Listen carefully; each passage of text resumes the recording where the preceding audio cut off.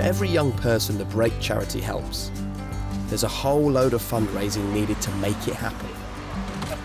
But last year, Break's retail team had a special reason to celebrate.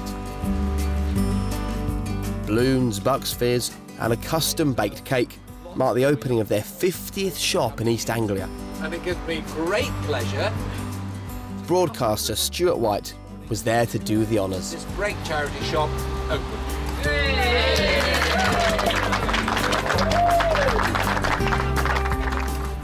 This is the 50th shop. Right, who wants a big bit? It's the donations and sales at their charity shops that buy home comforts for the children's homes. But money raised by the charity shops also goes towards Break's scheme to aid their young people make the transition to independence and life as a young adult. For some young people who've grown up in care, learning to live independently without the love and support of parents or relatives can be a tall order. Sometimes it's impossible. Well, for Break, to see their young people struggle and fail, it simply wasn't good enough. So they decided to fill the breach with what they call the Moving On scheme. Nathan and Shelly show us how it works. Due to personal circumstances, I lived with my granddad until I was 14 years old. Unfortunately, he passed away from cancer when I was 14. He was my sole carer and everything. So that's how I come into care. And then that's how I sort of moved on through care. I was in a emergency foster placement that broke down. I then went into a sort of short-term children's home near Norwich with the council, sort of while they were trying to find me somewhere more permanent to live. Right. Should we get a basket or trolley? All the upheaval, that was not very good.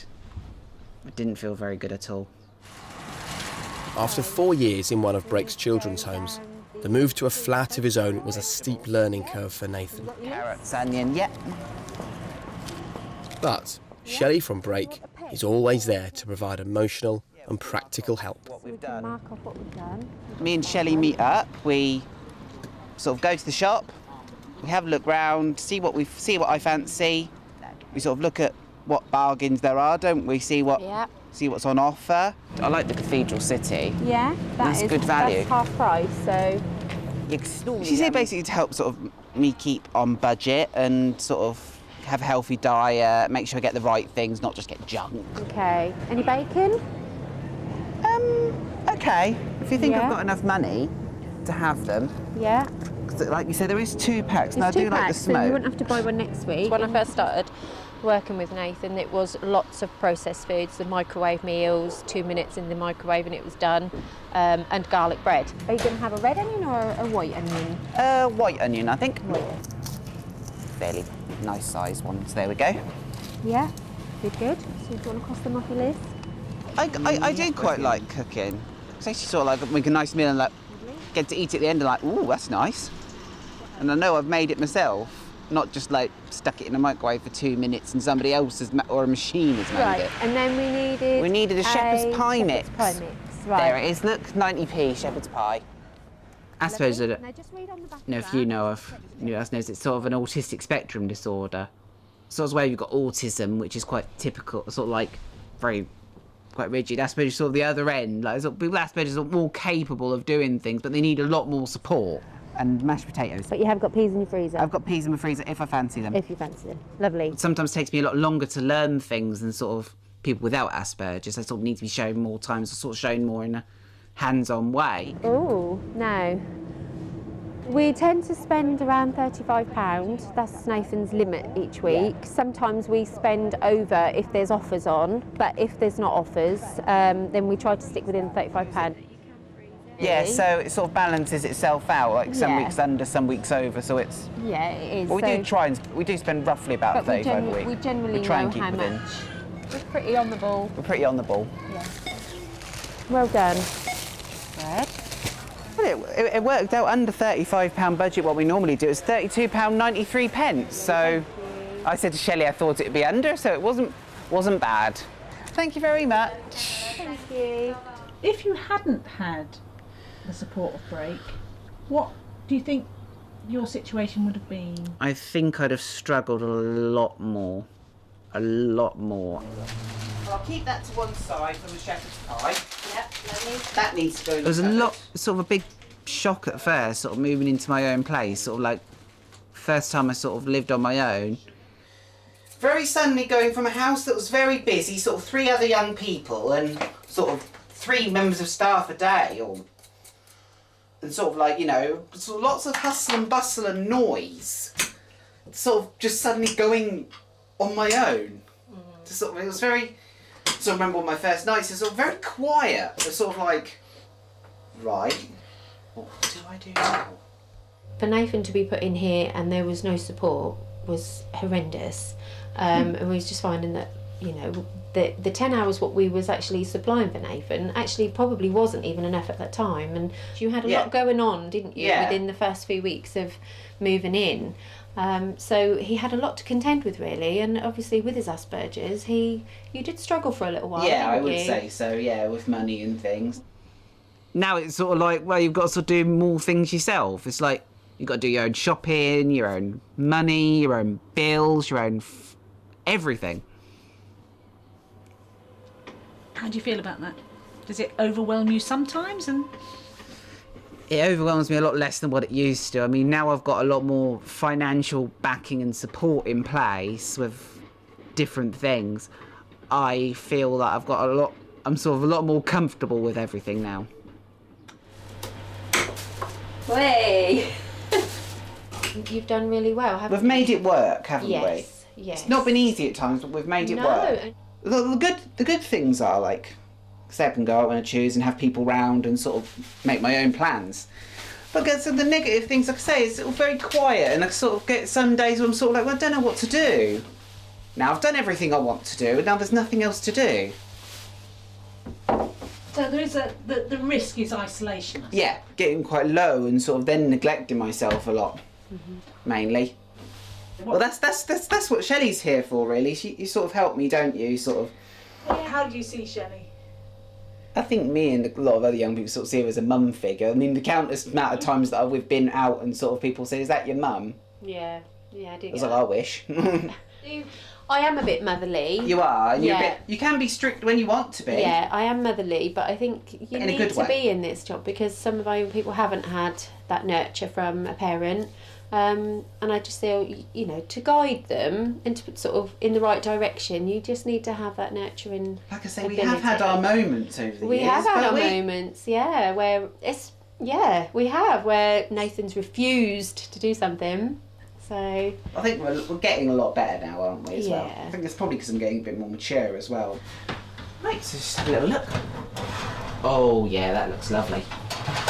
That's nice and browned off on the top. So, yeah, I think that's ready now.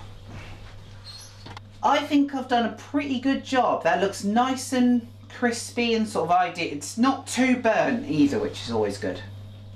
I'm pretty impressed by that. people can have a stigma towards care leavers. I think from years ago they sort of see them as naughty kids. In actual fact, they're not naughty kids. They, you know, they actually do want to achieve in life. You know, they have hopes and dreams like any other young people, any other teenager, and it's important that they're guided and supported a little bit more into finding their hopes and dreams, because actual fact they are very capable of achieving.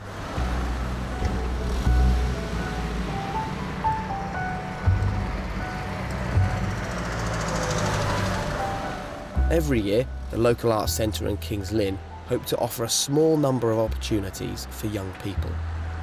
And Nathan is being considered for one of the creative apprentice posts. Well, I've sort of got potentially an apprenticeship with the arts centre. So there I'll be sort of helping to do teas, coffees, helping set up exhibits, helping take down exhibits, generally helping around.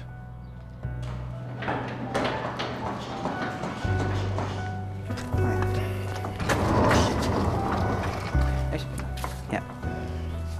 That has come round through Shelley knowing somebody at the arts centre and sort of speaking to them. I've sort of been up there already and had a good chat with the lady, Liz, who runs the apprenticeship scheme.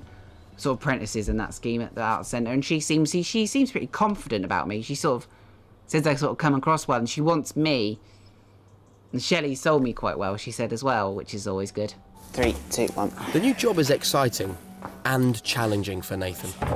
Every day is different, involves practical work and people skills. 3 things which aren't always easy if you have Asperger's syndrome. So what we need to do, Nathan, we need to. This is essentially this wall, but it's been filled up. So we need to measure along this wall, first time with the gap in place, and then measure again every 4 foot roughly, and then that will hold up a table that will hold up ceramics. Okay. Basically, we're setting up for a big ceramics exhibition called Forma Hungarica. This has got lots of pottery, ceramics all coming in. It does mean like a lot of plinths and shelving and lots of moving stuff between places. So it's quite hands-on, did you say? Yeah, very hands-on.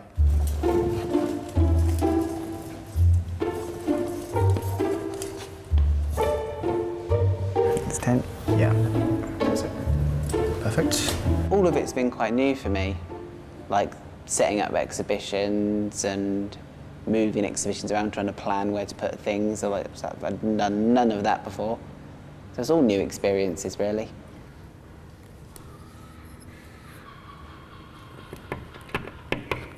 I've been asked to make stamps. So I've got put the piece of wood into the button and then glue gun it into the bit of wood. What will they be used for? And they'll be used, I think, for tasks by children, so they can do like creative, like stamps into maybe paint and clay and things. Quite a practical, quite a mucky job. How do you feel about this? Quite all right. It's sort of really the first time I've properly used first time I've used a glue gun, but seem to be getting on with it so far. Do you know how many you've got to make? I've kind of got to ideally do all of them. Ooh. I've only been here 2 weeks, but I think it's going really well so far. He's doing fantastic, actually. It's his first exhibition. It's probably the biggest exhibition that we're going to have all year, and he's doing fantastic. Generally, when Nathan's not working, this is where we find he does sort of have a spell of where he's feeling a bit down. But actual fact, when he is working, he is absolutely amazing, and his employers absolutely think he's brilliant, and that gives him such a sense of achievement, and he just makes everybody very proud, and he should be incredibly proud of himself for what he's achieved. Incredibly proud, because I am incredibly proud. Yeah, I love working with the young people I work with, and their achievements, you know, and they never disappoint. They never disappoint. They're amazing young people, and they deserve a chance in life.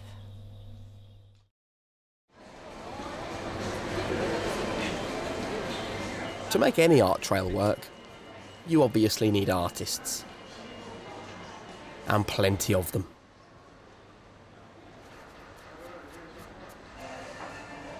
Nearly 70 artists were commissioned to transform the blank dragon models into colourful characters. Lots of them with local references.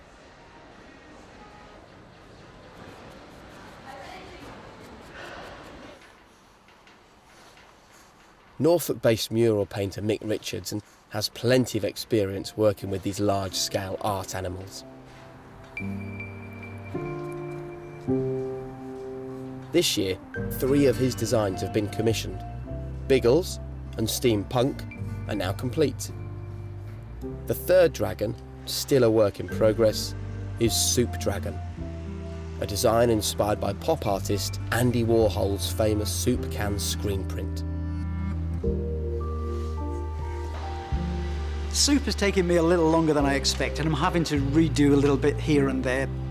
I have had to redo the face twice because I wasn't happy with the first one. So he's running a little late, but I'm not. I would prefer to take my time and get him bang on right rather than rush it. But he's coming out very well. I love this piece of kit. This is an airbrush. I swear my art by it. I love it. It's great for texturing, highlighting, low lighting. and many other things as well. You get a nice even colour with it.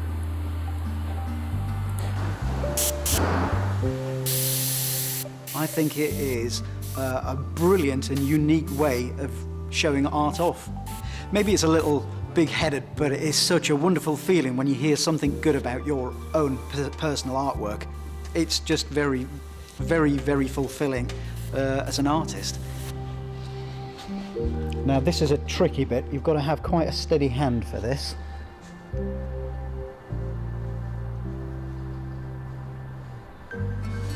That's not too bad. Right, now the other side.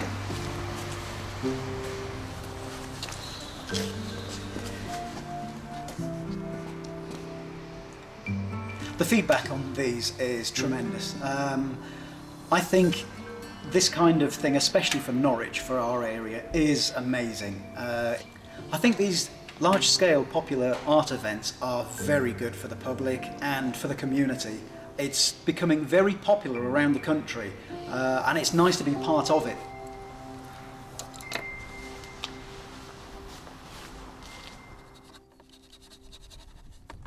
Coming up in part 3, the talented 12-year-old artist painting his dragon for charity, and how Break is helping children with special needs and their parents. I don't see Cole as having disabilities. I don't see Cole as being an invalid. I don't see Cole as being different. The government now use the word special, and I think that's appropriate. Dum dum, off your base, no.